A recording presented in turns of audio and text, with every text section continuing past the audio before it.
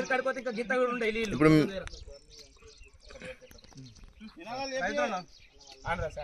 ఆదుకోవాలి ఆదుకోవాలి ఆదుకోవాలి ఆదుకోవాలి ఇల్లు మాకు ఆయకట్ట కింద నీళ్ళు కావాలి ఆయకట్ట కింద నీళ్ళు ఆయకట్ట కింద నీళ్ళు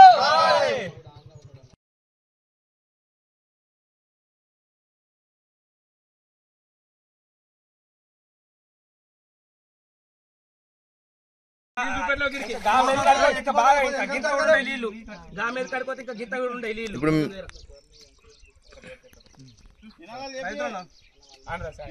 ఆదుకోవాలి ఆదుకోవాలి